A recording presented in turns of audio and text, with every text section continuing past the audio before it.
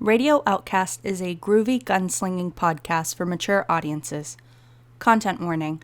This episode contains mentions of racism, colorism, and colonialism at the beginning of the episode, which may be upsetting for some listeners. We encourage our listeners to prioritize their safety before venturing ahead. Thank you.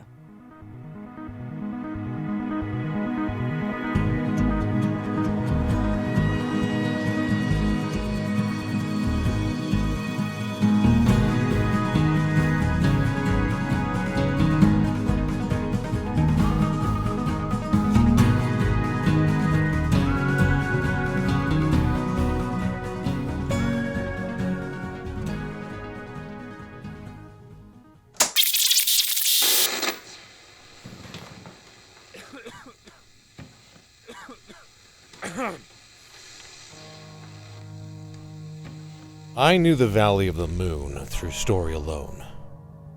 A barren land in southern Idaho Territory, a pioneer's trail cuts through the hardened lava fields and around the apertures of Earth. Glimpsing it myself, I described the valley's face as more of the scaly backside of a great black crocodile. Well, I had no particular interest, as I'm partial to the indoors. How am I to drink and smoke and muse while walking across such a volatile landscape? Nevertheless, I had little choice. My mistress, Emmy, wishes to see Helix alive and well, or at least, simply alive. Miserable, perhaps, but should Helix die along this trek across otherworldly land made of hardened volcanic spew, hazardous winds, and heat strong enough to gather a graveyard of wagon wheels as trophies along our path? Yes. Were Helix to perish during her brief stint as a mortal woman, I do believe that my mistress would eviscerate me, without hesitation. All over the world, join hands, start a love train. Hey, Jesse! Since you took that horse from those bandit weirdos back in Arizona, do you think she's technically a bad guy too? A thought experiment. What is a beast's moral consciousness? Is your stolen steed a greater sinner than the one I purchased? Do animals understand concepts such as justice and morality? Of course they do. Recorder is a gentleman. No, do not tell me that's the name you chose. She's an American quarter. The hell else should I name her? Literally anything else. I mean, what an ugly, boring name. Our dear cowboy friend cannot be blamed for his lack of taste. He's likely emptied that area in his brain to make room for a catalog of pensive stares and his wandering hero complex. Yeah? Kind of names a sewing machine and Coda. Oh, please do not compare Charles's naming skills to mine. Coda is a gorgeous name for a gorgeous little familiar. Coochie coochie woo, yes you are.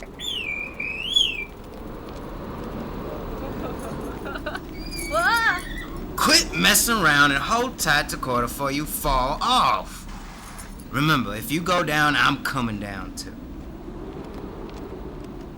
Map maker, any chance we'll hit a town soon? Oh, yes, certainly. There is absolutely zero chance. These winds will only become more violent once the sun sets. We need to find shelter and the tower soon.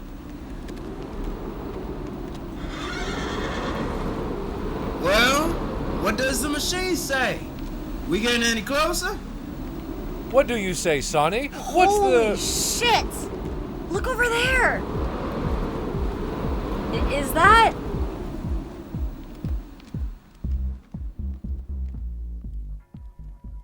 My head had been bowed for quite some time to shield my eyes from the wind and blackened dust. Therefore, when Helix exclaimed in surprise and I at last looked at the horizon, I was mystified by the view ahead.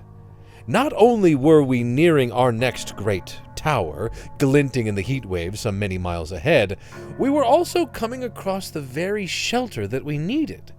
A large, colorful building. Indeed, I'd seen Edison's light bulb here and there, loud, buzzy little contraptions, found primarily in the courthouses and saloons across our tattered land. But this building across the valley, goodness me, it must have radiated with thousands of these light bulbs. Red bulbs, blue ones, pink, green. It seemed quite the marvelous dream.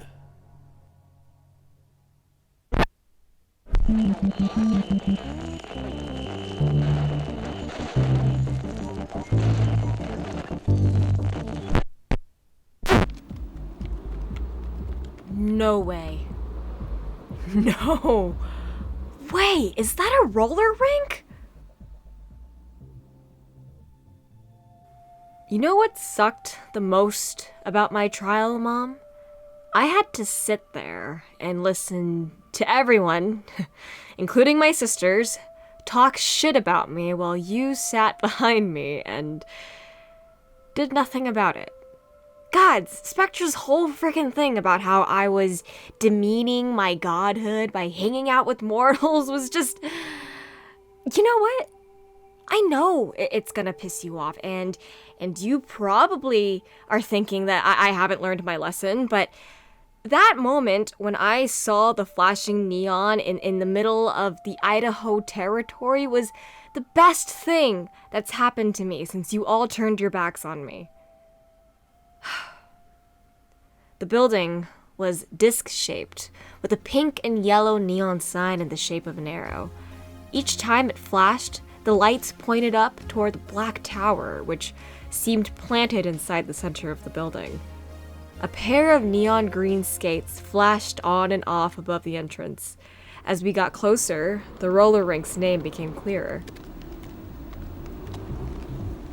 Rink on the Moon. Quite a claim. What's a rank? Are you serious? Jesse and Charles are really starting to get on my nerves these days, but I knew if I was going to impress them into no longer treating me like some naive damsel of the group, this would be my place to shine. I hopped off quarters back and did a little moonwalk between the horses. That's right, I've still got it. Don't forget, I won silver in every single dancing competition in the heavens. If it weren't for the god of ritual, I would have won gold. It's a place for fun and music and skating. You know, like ice skating, but with wheels instead of blades. Back in 1987, Dre used to take me to adult nights all the time, and we'd just groove song after song until the lights went out. Dre? Is that a god of wagons? No, he's a human. Was a human. My friend from before I got banished. I see. Well, at least we found shelter. Well, rinks aren't 100% friendly to 100% of people. The 80s were barely better than the 70s. Jeez, I remember some girls putting on lighter foundation just to get past the bouncer. It was totally fucked. I don't know much about this area, but I know it ain't different than the rest of America. Though I'm sure at least Helix would. Well, no. Perhaps, I must admit that your complexion isn't technically... White? Charles, make yourself useful. Me and Helix ain't looking down a rifle's mouth for a damn roller sink or whatnot. Get in there and find out what's what. I don't suppose either of you have any stolen change to lend me. No, but I do got the horse carrying all our food and canteens. I'll resolve the matter myself, then.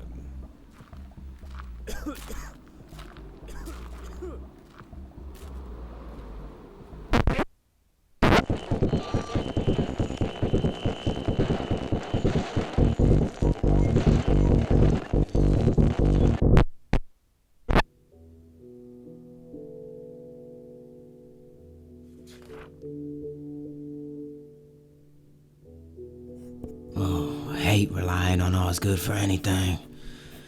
The guy's smug grin after he manages to do some good is as irritating as trying to convince Barefoot to put on shoes.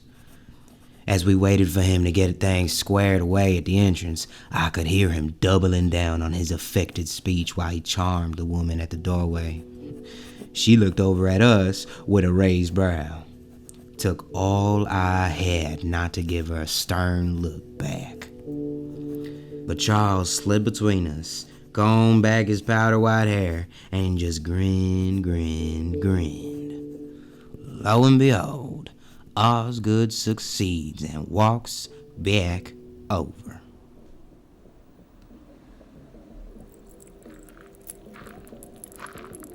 Any trouble? No. It appears that the establishment was found by nearby Shoshone and serves all sorts.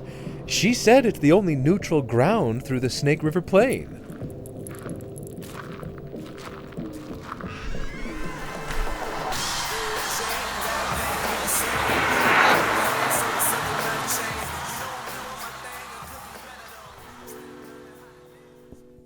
The ashen wilderness outside the building seemed a better fate.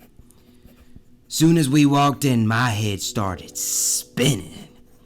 Colorful lights from pink to burning blue shone on and off in every corner. People sailed in circles across the glossy wooden floor around the black tower. They looked like they were gliding on wings. Some looked like fur trappers, others like miners with black coal stains on their slacks. There were also Shoshone, a Chinese woman fanning herself to the side, and 3 other black men who clocked me as soon as I saw them. There were more people inside than all those I'd seen in at least 5 days, all loud as hell, laughing and hollering at the DJ to turn the music up. Could hardly hear better than outside. Around the skating area, the carpet was covered in star shapes, though they were worn with hoof prints. First place I'd ever been indoors and horses were loud.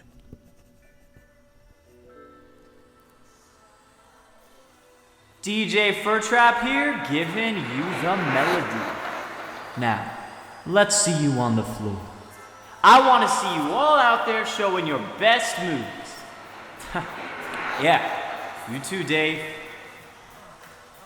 Yeah, I'm out. What? No, Jesse, come on. You're gonna love this, okay? I promise. At least stay long enough for us to get a train going. A train? But we've only just arrived. Not that sort of train, Charles. Either way, not interested. Why not? It'll be rad. Who cares if you can't dance? Yeah, who said that? Oh, the candied tactics. Don't be obvious. You're being obvious. All right, well, the horse stables are indoors. I'm headed. Come on, Quarter. One day I'll see you dance, Jesse Rogers. Ugh, lame-o.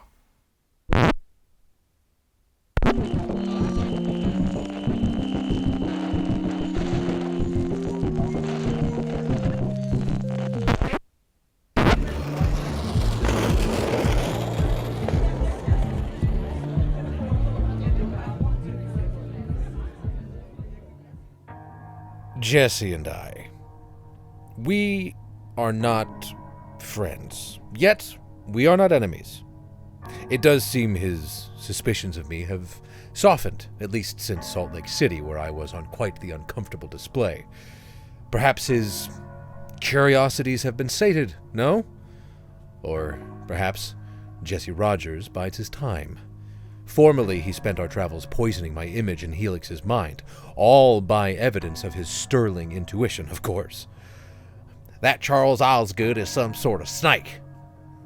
Now, these past few evenings, it's as though Charles Osgood was but a tolerated traveling companion. Mistress, I do hope that you're proud. Shit, rubber wheels! Oh man, I was expecting old school fits made of wood, but these look like the rentals you get at the Roxy Rink.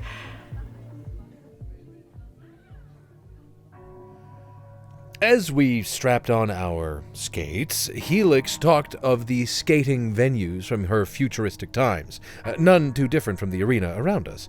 The disorienting flashes of light, the unintelligible music, and quite damning of all, the garish fashions. Had the future civilizations chosen color saturation as their savior? In Helix's hands, she held a pair of stockings so bright, so yellow, I thought I'd never unsee the wicked things. Nevertheless, it had been since, well, perhaps our entire companionship, that I'd seen dear Helix wear actual feet protection, be it stockings and skates or otherwise. Yes, these are quite a bit more modern than what I'm familiar with. You've skated before? I am a man full of surprises. During a brief tour through Boston, I drank cacao wine with a ballet dancer from Berlin. He was quite adept. Classically trained, no doubt. The hotel lobby proved an ample space to demonstrate his talents. Butterfly, grand bâtiment and ronde, 7 or 8 double tours. It was quite a marvel. Then he asked for my own demonstration, if I had any. Now, of course, I'd only learned from the ballroom peripheries, but an attempt I did make. I managed 1 plie and a sauté before my limbs quarreled. He found my initial attempts charming enough to provide some lessons. You know, Berlin is quite famous for their innovations with skates, before the practice came to us. I did not. Wow. Ballet dancer, huh? Yes. Quite talented at that. Huh. How'd you meet? The usual business. Yeah? Huh. I didn't know that ballet dancers were all that hot at drawing maps. She popped up off the bench and glided away without another word. I knew I had made a mistake. I chased after Helix as she slid onto and across the wooden floor. She was marvelously fast, spinning on the wheels and threading herself between bodies. In solo ballet, you needn't worry about such crowds. You simply dominate the floor. Here, I stumbled and held onto shoulders, allocating my weight until, at last, I gained some momentum. I felt the wind in my hair. It began to make sense, the dastardly music, the snappish lights. I felt a part of some distant world. One moment Helix would be inches away, then she'd delicately cyclone on her skates and cross the floor. I merely followed the jagged lightning jewelry dangling from her ears, and how it sparkled beneath the lights. It took me some time to catch up to her, a fortunate thing that I adapt so quickly. I spun round and skated backwards, facing her in the eyes. Apologies, did I offend? And why would you think that? I only meant that in my line of work you often meet a lot of intriguing characters, usually at parties. Perhaps I should have been more clear about what I meant when I said usual business. You know, you don't have to justify yourself to me. Right. No, of course not. Hey, you're actually pretty good at this. You've been skating backwards without looking over your shoulder for a while. Yes, well, as I said, I had an excellent teacher. Bet I had a better one.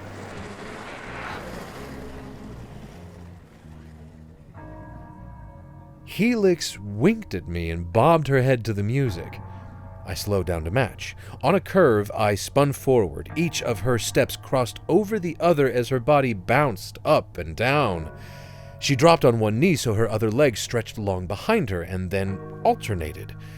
She looked at me with a smirk, challenging me. And so I met her dancing with some of my own. I pulled my weight to the left, allowing my arms to come over my head as I bent sideways. Her shock at my ability turned into a sort of playful competition. DJ Furtrap here. Let me hear you all make some noise. We're cheering! Ha ha! Goodness me! All right, folks. Do not forget, tonight we will be having a dance competition. First prize is a fur coat from yours truly. We've also got a raffle for a week's worth of rations for 4. Sign up at the table by the lockers with the lovely Miss Key.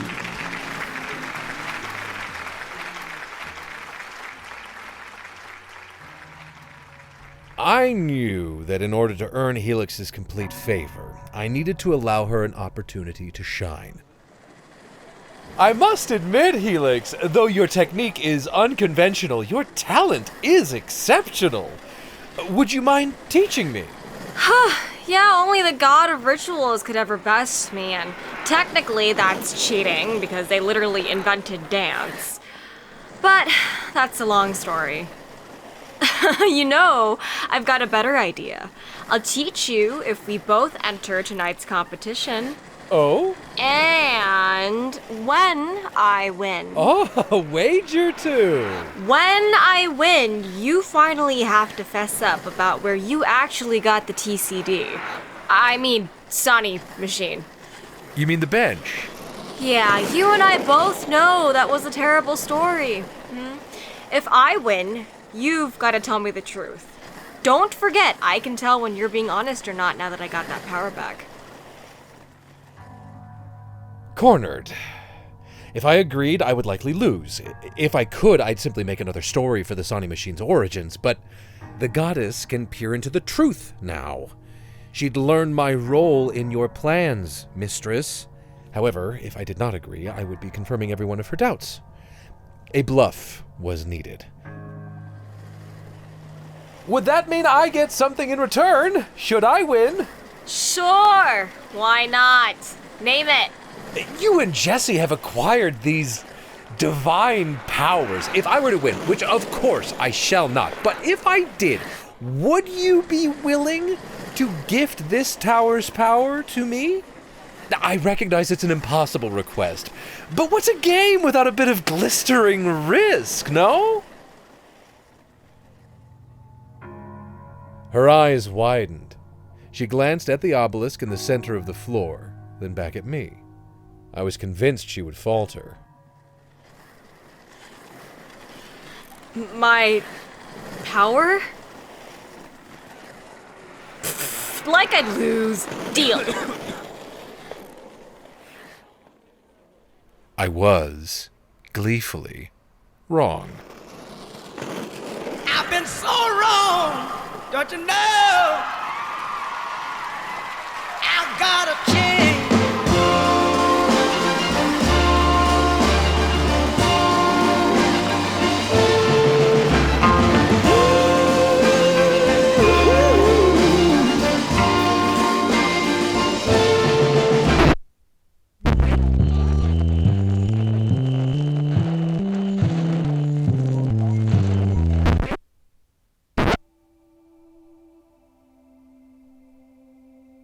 Here's the thing.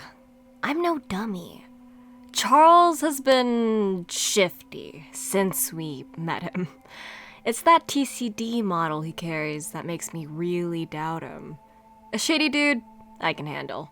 I mean, I dated in New York City. But a shady dude holding the key to my powers? Yeah, no, it's just too weird.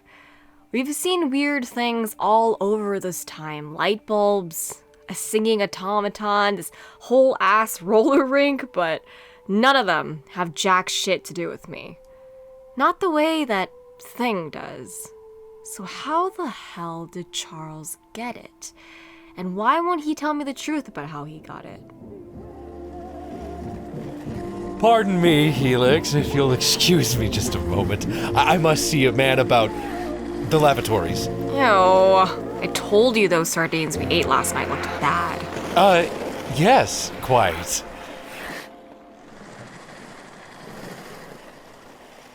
He was sweating like crazy. Whether it was from what he was about to do to some poor bathroom stall or because I was on the money, only you know who could tell.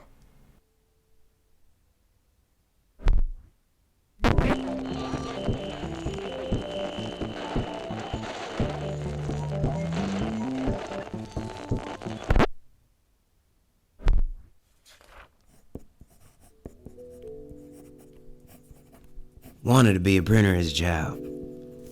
Got my hands on half a Bible when I was 10 years of age. Read it forwards and backwards, and every other bit of print I could get my hands on after. Were no publishers near home. Nor did my parents believe that if there were any, would give a young black boy a shot at taking charge of the hand presses. After the war, my father's father found that cattle driver was freer than most freemen those days. And so, when they reunited after the war, Pa also became a cattle driver. Was 11 when he found me my first job. Wasn't anything to do with letters. A friend of the family was a cowboy on the ranch outside of town. He taught me how to ride, how to break a stallion, how to care for him. That was the most important bit. Just 'cause they let us on their backs don't mean horses are fools.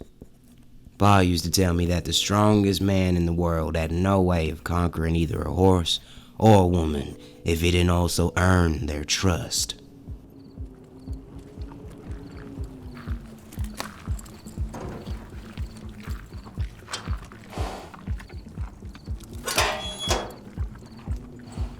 There you are, girl. Found you a nice place to rest for tonight. Let's get you in saddle, too.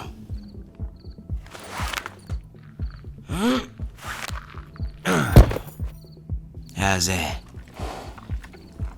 Lucky you can't hear all that nonsense in there. Might join you tonight rather than stick with those two. At least you keep your opinions to yourself. I can't answer you. When I turned my head, I saw a kid poke his head out from a stack of hay in the back. Little bits of it stuck out from his head. Yeah? How do you know? You two old friends? No. Horses can't talk. He wiped his nose on the sleeve of his fur coat, which looked far too big to be his. Why aren't you with everyone else celebrating? Don't you have any friends? Is that why you were talking to the horse like it's people? I heard that sometimes people who don't have friends get so lonely they start talking to things and acting funny. Where's your mom, Pa, kid? He wiped his dirty nose again and shrugged. I sighed and waved for him to follow me. Come on, let's go find your folks.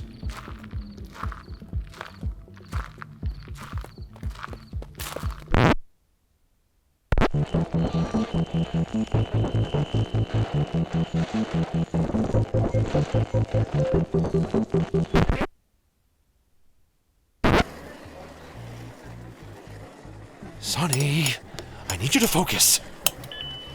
Mistress, Emmy, I need your assistance. Now, it's Helix. She has cornered me. I need to win a competition against her, or I'll be forced to tell her the truth. I need your assistance. I fear I may lose, and her latest ability won't actually allow me to... Cut the dramatics. She heard you, okay? Pardon, have we met? An elegant woman with fair skin and brilliant red hair stood before me as though she had appeared from thin air. She wore a man's suit, gray with white stripes. It was loose and unusually wide around the shoulders. The lapels were as white as fresh snow, and she wore a brooch made of gold and rubies shaped like a pair of glittering eyes. She looked at me as though I were a nuisance, but in a manner that reminded me of Emmy's gaze, as though I were a piece on a chessboard. A cigarette appeared between her lips a moment later, as if by magic. I forget how stupid humans are sometimes.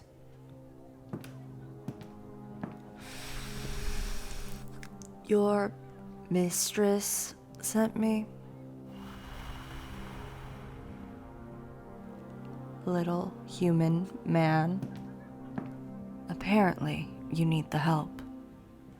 Even someone as uninsightful as my stupid little sister has sussed out that you're just a clown. Your sister? The woman took another drag of her cigarette and raised an eyebrow at me in a patronizing manner. As the smoke fell from her lips, it spun until it formed a single image. Helix's face. Except her smoke-formed face had quite the exaggerated grin. Helix. That would mean that you are... Daughter of the All-Mother of Communication, one of the 5 communication sisters. Yes, I am the messenger god of sight. You can call me Spectra, if you have to call me anything.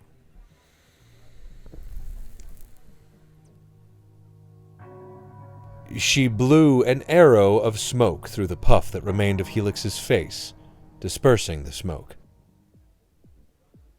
Forgive me, Spectra.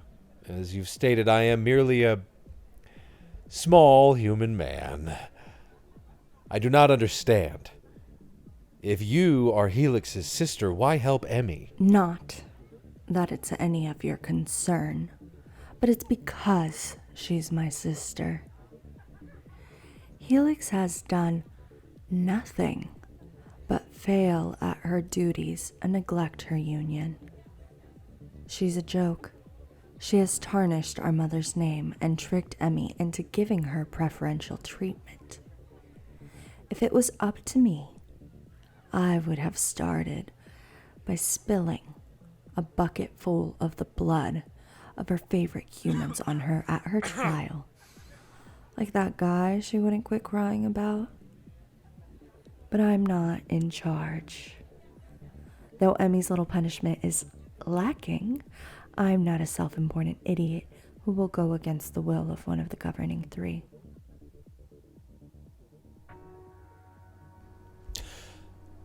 I didn't know quite what to say. In a single conversation, she had revealed more of the god's secrets to me than either Helix or Emmy ever had. Helix had sisters. She didn't fulfill a union. Then there was Emmy, who was not only a god, not only one of many gods, but one of the ruling elites among those gods. Skating competition? I'm sorry, what? Keep up. That's why I'm here, right? I'm here to help back you at a skating competition so you can keep your association with Emmy secret. Yes or no? Yes. Though I am quite talented, a fact none can dispute, I need to ensure that I will win. Helix is a god, after all. Barely. Okay. I've got this under control. You can go back to her now before she gets suspicious. She's too talented for you to beat fairly, so we'll cheat. Obviously. I thought again of the buckets of human blood, how she hoped to pour them on her sister. What did Spectra plan to do now?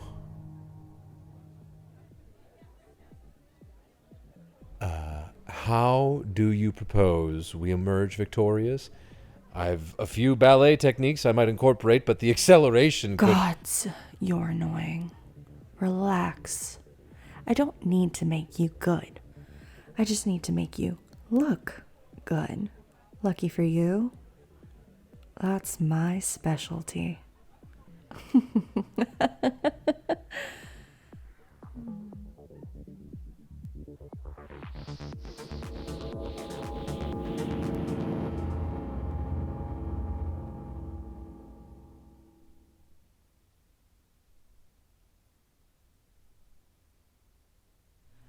Radio Outcast was created by Maria Fernanda Vidaurrazaga and JT Lachausse, and produced by Ann Hughes, starring Daniel A. Stevens as Charles Osgood, Jade Duong as Helix, Ivory Amor de Francisca as Jesse Rogers, Griffin Otto Deniger as DJ Furtrap, Daniel Sotelo as Coda, and Maria Fernanda Vidaurrazaga as the Kid and Spectra.